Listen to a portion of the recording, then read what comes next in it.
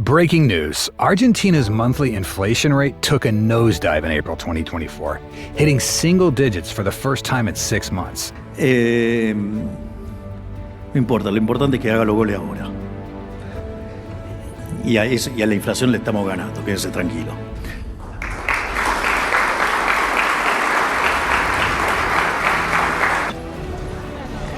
¿Por qué baja? Porque no consumimos nada. Porque no consumimos. And guess what? It's all tied to President Javier Milei's hardcore austerity plan. So could this mean that Milei's controversial plans are actually working? Let's find out.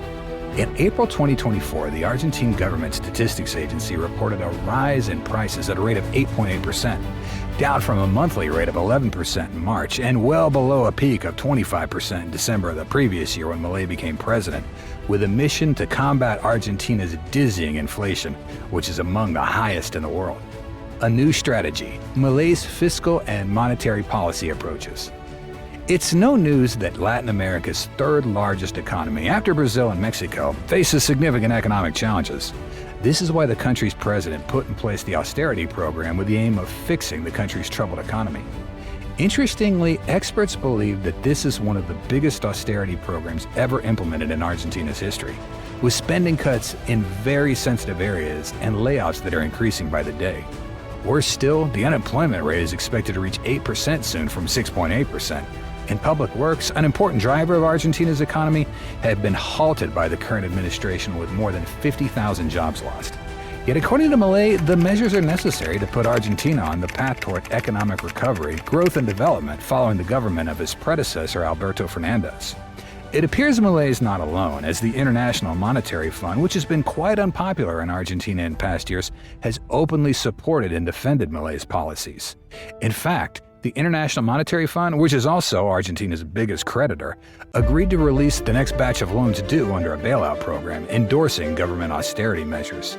The IMF deal was established after the completion of its review of Argentina's compliance record. The body was no doubt impressed and confirmed that the next $792 million payment will become available to the government in June 2024, reassuring markets and boosting confidence among bankers about Argentina's prospects as it goes through its worst economic crisis in 2 decades.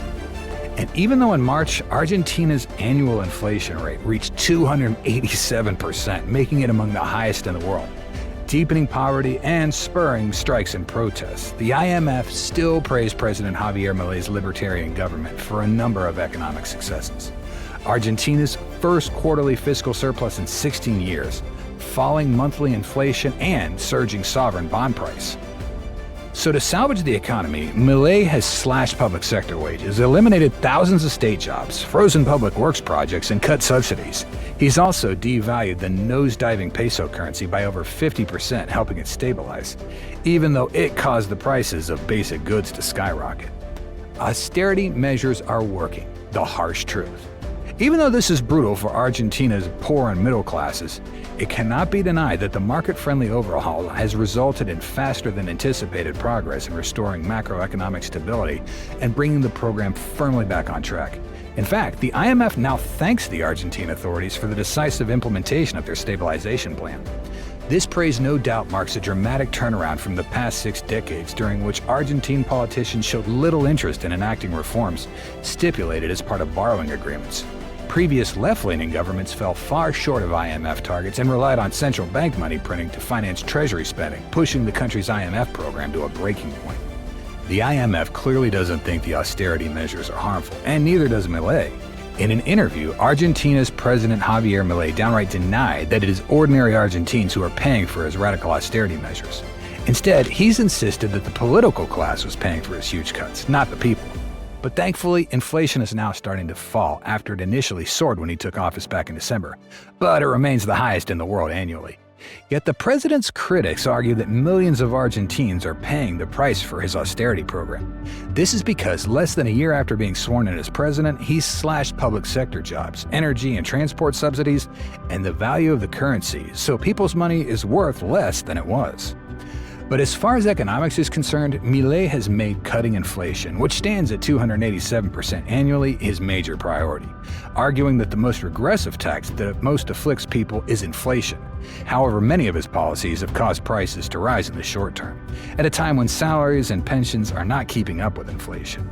Milei, unbothered by criticism.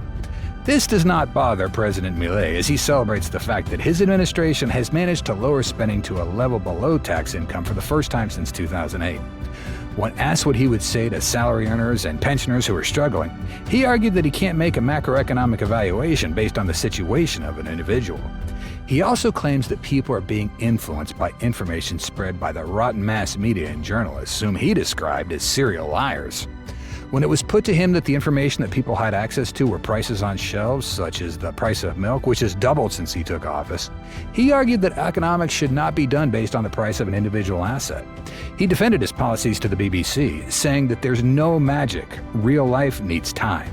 What would have been the alternative? To continue to print money like the previous administration that generates inflation and ends up affecting the most vulnerable? At every opportunity, Milei insists that his economic program was helping the most vulnerable. For example, by increasing some welfare benefits such as support for unemployed people with children to buy food, he says economic indicators were improving and that in March, salaries beat inflation. But as it stands, many Argentines say they are not convinced by his argument. Interestingly, some of the president's fans are willing to give him time. In fact, one of them noted that even though he was struggling to meet his basic needs, he was willing to give Milei a chance because he knew that Argentina's economic crisis is something that's been going on for a long time, even decades, and can't be fixed in 2, 3, 4 months, even a year. This settlement is shared by President Milei, who insists that he does not care how many people criticize him because of his conviction that a better future is getting closer. So there you have it. Argentina's economy has been through some tough times, but maybe there's a light at the end of the tunnel. President Milei's got his work cut out for him, no doubt about it. But with a little patience and a whole lot of determination, who knows? Maybe Argentina's on the brink of something big. What do you think about Milei's austerity measures? Let us know in the comments. Also, do like this video and subscribe to this channel if you haven't. See you soon.